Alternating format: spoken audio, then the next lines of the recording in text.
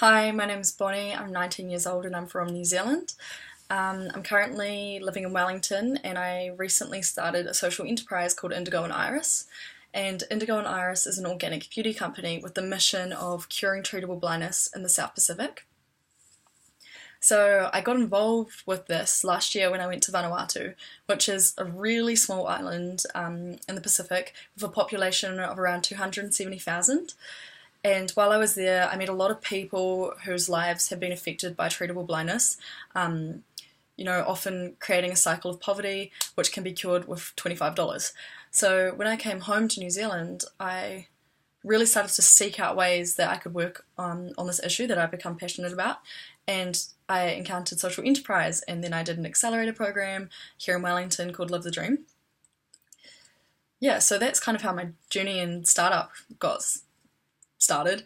And I suppose I'm coming at this from quite a young perspective, from the perspective of someone who's quite new to this tech and startup scene, but also from the perspective of someone who's incredibly passionate and interested in women's rights, and I always have been. So one thing that has really struck me from trying to start a company and launching our first product, Mascara for Sight, is the amount of times I'll be in a meeting and it will just be all males.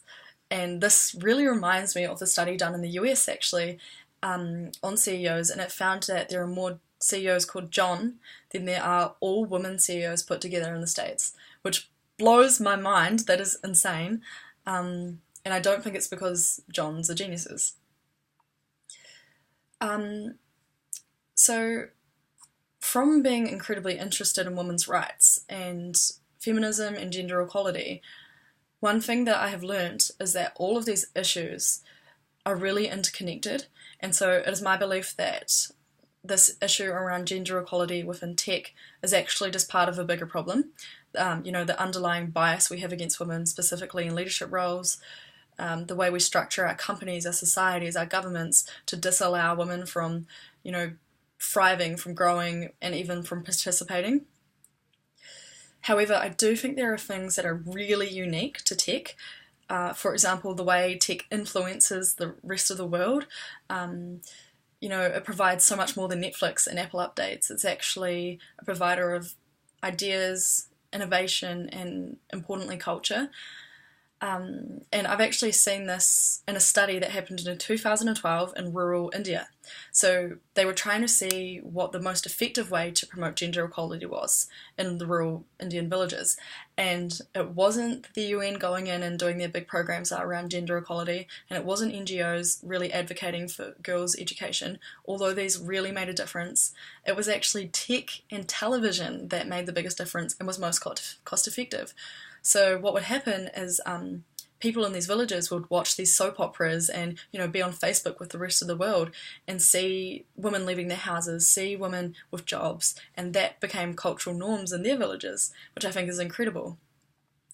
I also just got back from Kenya, where FGM is rapidly becoming a thing of the past, and that's also because of tech and the younger generations becoming more aware of what's happening in Kenya and the rest of the world, and realising that female genital mutilation doesn't have to be held on to retain the culture.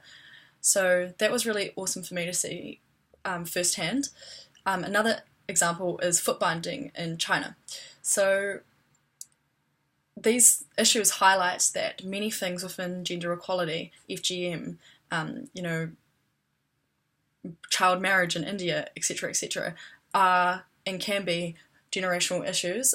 As older generations pass, so do these ideals. However, I don't think that feminism or gender equality as a whole is a generational issue, just simply by looking back in history and seeing generation upon generation that is extremely patriarchal, and I don't think that this generation is exempt from that.